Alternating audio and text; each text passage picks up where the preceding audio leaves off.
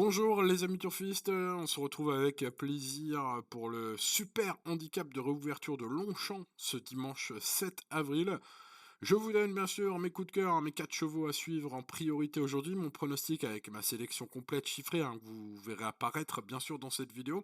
Je vous donne tout ça un peu en fin de vidéo puisque j'ai envie aujourd'hui, je ne sais pas pourquoi, peut-être parce que j'adore le galop, vous le savez bien sûr, j'adore les 1400 mètres, vous le savez également, et cette course m'intéresse, il y a 17 partants. Je pense que ça vaut le coup ce dimanche de vous faire un point détaillé sur chacun des partants afin que vous puissiez vous faire la meilleure idée. Donc voilà, vous pouvez rester avec moi toute la vidéo et je vais vous détailler les 17 partants du jour, vous donner mon avis sur chacun d'entre eux. Vous pouvez aller vers la fin de la vidéo où je vous parlerai de mes 4 coups de cœur et je vous détaillerai, ou je vous présenterai plutôt en image ma sélection chiffrée. Voilà, faites comme vous voulez. Allez, restez avec moi, ceux qui veulent étudier tout cela, on commence dans l'ordre du programme, pour ces 17 compétiteurs d'exception, c'est un gros handicap, tu le sais, dans ce genre de gros handicap, c'est magnifique, et on n'a que des gagnants de quintet pratiquement.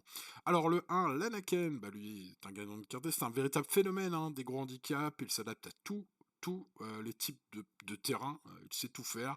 Tout terrain très régulier, ce cheval, je le conseille aujourd'hui. Il demeure très chargé avec 60 kilos à porter face à des bons chevaux, c'est jamais facile, mais sa corde 3 est un réel atout sur 1400 mètres, j'aime beaucoup. Lanaken, le numéro 1. Le numéro 2, Amedra, c'est un véritable nageur, un grand spécialiste des terrains lourds. Il vient par 2 fois de le prouver et de faire le job. Évidemment, on s'attendait tous à un rachat de sa part à l'avant-dernière fois et on s'attendait même à une victoire possible en dernier lieu. Bref, Amedras, j'ai peur de la pénalisation. Il n'a écopé que 3 kilos sur sa victoire la dernière fois. C'est vrai que c'était une victoire assez nette, mais avec peu d'écart. Donc, du coup, le pénalisateur, j'allais dire, le handicapeur, lui a donné une pénalisation tout à fait normale, standard, les 3 kilos. Donc, pour ce numéro 2, peut-être encore une chance. Le numéro 3, Alf Alf, quatrième de Listed, pour son retour en piste le 7 mars dernier. Alors, il avait pas non plus 50 partants, mais ce prix Altipan était quand même relevé. C'est un pensionnaire de David Smaga qui revient 7 fois sur la distance des 1400 mètres, qu'il affectionne particulièrement. Vous le savez, j'adore les chevaux qui adorent cette distance si particulière puisqu'on n'est plus sur le sprint, il faut reprendre son souffle et on n'est pas sur des stayers puisque ils ont droit qu'à un souffle et ils doivent être tout le temps presque être à fond. Bref, compte tenu de sa grande qualité et de son aptitude, je ne serais pas surpris qu'il soit dans les 3 premiers. Ce numéro 3, ça peut être un joli coup de poker. Il a le profil en tout cas du cheval idéal si vous voulez tenter un joli coup dans ce quintet, ce numéro 3, Alf Alf. Le numéro 4, Kenley, gagnant d'une course de niveau listed à Toulouse l'année dernière, donc il a des titres très sérieux. C'est un cheval de Philippe Saugorbe qui a le profil type d'outsider. Pour les joueurs de valeur pure, bon, maintenant toutes ces ultimes courses sont quand même nettement moins prometteuses pour aujourd'hui. Voilà, mais son titre de gloire attire la méfiance, ça peut intéresser les joueurs de valeur pure pour ce numéro 4. Je n'ai pas retenu ce cheval. J'ai pas retenu non plus le 5, Deep Hope. Les 8 victoires de sa riche carrière ont eu pour cadre seulement les PSF, les pistes en sable. Bon, alors que faire aujourd'hui? À vrai dire, j'ai pas de certitude sur le fait qu'il faille l'éliminer ou le garder. Mais en général, c'est une petite règle qui vaut ce qu'elle vaut. Quand les chevaux ont pris du poids seulement sur un type de piste, je ne les garde pas sur d'autres types de pistes. C'est mon avis, il n'engage que moi. On passe donc au numéro 6, Racan, lui aussi passe pour un spécialiste des pistes en sable fibré. Comme il a déjà gagné en terrain souple, je lui accorde un peu plus de crédit qu'au numéro 5. À ce numéro 6, il est piloté par Michael Barzalona. Il est en grande forme, il vient d'ailleurs de devancer Lanaken et Deep Hope à Chantilly sur le sable, ce qui nous prouve donc qu'il est au top du top, ce cheval, il vient d'enchaîner 3 de suite, 3 victoires de suite. Bref, ce numéro 6 mérite une note de méfiance au départ. Le 7 Pedrito, j'adore ce cheval, vous le savez probablement si vous me suivez depuis longtemps. Il n'a jamais bien couru lorsque les terrains sont vraiment lourds. Maintenant, les Henri et Alex Pantal sont en forme. Tony Picon, que j'adore en CL. Bref, le terrain annoncé très lourd pour ce dimanche m'a refroidi au moment de choisir ou non ce numéro 7. On passe au numéro 8. Victory Salut, de 4 ans, tout neuf, un fils d'Elusive City qui dépend d'une écurie incroyable de Jérôme Ragnier, qui a gagné avec Facteur Cheval Un groupe 1, un Maiden, excusez du peu. Il vient de bien courir en terrain lourd, alors pas facteur cheval, hein, Victory Salute, voilà, pour revenir au quintet du jour, qui est quand même à un niveau un peu moindre. Malgré un entraîneur qui ne semble pas très confiant, je lui accorde une petite note de méfiance. On passe donc au numéro 9, Short Final, cheval que je vous ai conseillé ces derniers temps, j'espère que vous en avez profité à plein, puisqu'il a gagné, puis il a encore terminé troisième la dernière fois. C'est un cheval qui semble être incontournable parmi tous les chevaux de ce quintet, puisque c'est un véritable nageur. Je le recommande encore, ce numéro 9. On passe au 10, Torpen. Attention à ce fils d'Orpen. Ils sont quelques-uns d'ailleurs, les fils d'Orpen aujourd'hui à courir. Celui-là s'adapte à toutes les circonstances et à tous les terrains. C'est un vrai brave cheval. Voilà, alors c'est pas un cheval déclassé, il n'a pas de marge, mais il mérite le statut de bel outsider. À mon avis, ce numéro 10 a glissé en bout de ticket sur une majorité de vos tickets. Le 11, See You Pink, très rapide, cheval qui possède également l'aptitude au terrain lourd, hein, il a montré sur 1000 mètres, il a montré en terrain lourd. Son coach le pense capable d'atteindre une place, il n'est pas très chaud, il lui semble un peu limite au poids, mais il pourrait bien créer la surprise, ce numéro 11. Méfiance. Le numéro 12, We Ride the World. Bon, bah, voilà le favori de ma sélection, hein.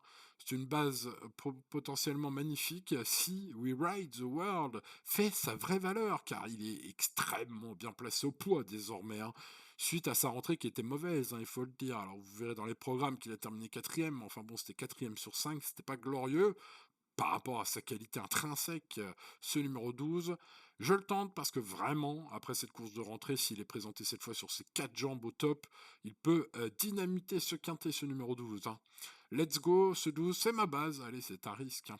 Le numéro 13, Arabino, est un cheval qui est sans doute un outsider valable jugé sur ce qu'il fait de mieux. Il n'est pas très régulier sur gazon, je trouve. Ses titres récents sont sur PSF d'ailleurs. Il répète pas toujours, il a des capacités. Bref, je suis mi-figue et mi-raisin pour les amateurs de sensations fortes, on va dire ce 13. Le 14, White Platine. Bon, ah bah là, ça peut être le tocard de la course. Alors j'avais déjà écrit la dernière fois que ça pouvait être un bon tocard. Malheureusement, je n'en ai pas fait acte sur mes tickets. Bien mal m'en a pris, puisqu'il a terminé deuxième. Il pourrait bien répéter, c'est un bon tocard, je pense, ce 14 encore. Et là, bon, bah du coup, vu qu'il est en forme sûre sur la montante, après avec 2 courses dans les jambes, hein, ce 14 mérite un plus large crédit, en espérant le même résultat que la dernière fois. On passe au numéro 15, Varieni, un triptyque Paquito, Graffarigno, Agacanino. Pasquier, Graffard, Agacan, ah oui, évidemment, ça attire l'oreille, ça attire l'œil au papier. Un poulain qui a tout approuvé, hein, par contre, face à un tel lot. Voilà, comme souvent avec cet entourage redoutable, j'accorde par défaut une vraie note de méfiance, mais je n'ai pas eu la place de le garder. Pour ce qui est du numéro 16, Safran, les 6 dernières courses de ce fils de Zelzal sont très mauvaises. Il affronte un lot dans lequel il est totalement surclassé aujourd'hui. Il n'a aucune chance au papier, sauf si l'on tente de lui trouver une lueur d'espoir, puisque c'est un cheval qui a peu couru en terrain très souple et il s'en est bien accommodé. Voilà pourquoi je l'ai pas rayé totalement, j'avais bien envie de le rayer, hein, au papier ce 16, mais voilà, comme il ne va pas être dérangé par le terrain du jour. Voilà, pour les plus fous, vraiment les plus fous d'entre vous, les amis, hein, ce 16, hein. Le 17, étatique, j'adore. Jugez ce qu'il fait de mieux. D'ailleurs, dans mon podcast de vendredi, hein, sur les pronostics du week-end, je l'ai mis, hein, ce cheval, en avant-coup, hein, un petit peu en avant-première pour le podcast.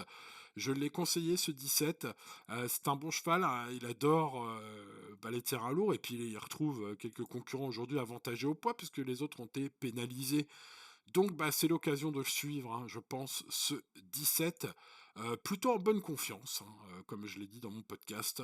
Donc ce 17. Voilà, et bien vous découvrez ma sélection chiffrée pour ce qui est de mes coups de cœur, hein, le duel du quintet le plus intéressant à mon avis à suivre, les chevaux à suivre, bah, sur sa qualité, We Ride the World, le 12, hein, il peut dynamiter tout le monde.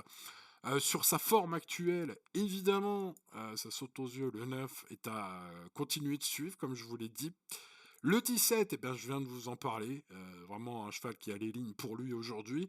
Petit poids, aptitude au lourd. Et puis j'irai chercher pour ce qui est des tocards, un peu plus loin dans ma sélection, le numéro 14 pour une quatrième base spéculative, par exemple, hein, ou les jeux que vous préférez, avec White Platine, qui vient de montrer sa forme. L'indice de confiance, ben, il y a 17 partants, c'est un handicap de plat. Ah, vous voyez, l'indice de confiance est très haut, hein, pour ce genre de discipline. Alors vous me direz, c'est que 6 sur 10, évidemment. Mais bon, voilà, il y a quelques regrets que je vous ai cités d'ailleurs hein, au fur et à mesure de cette étude, le 6 et le 15. Évidemment, hein, tout peut arriver dans les handicaps. Je suis pas en train de dire que je suis en grande confiance pour toucher le quintet aujourd'hui, mais voilà, je trouve que c'est un quintet jouable, ce qui indique que, évidemment, dans ces cas-là, je pense que le risque vaut la chandelle. Donc je vais faire quelques tickets en restant raisonnable, ce que je vous conseille tous les jours d'ailleurs, de rester raisonnable aux courses. Et je vous souhaite bonne chance, notamment, évidemment, si vous me suivez, dans ce quintet du dimanche qui s'annonce en tout cas très intéressant, je trouve. Bonne chance, les amis, et à bientôt. Ciao, ciao.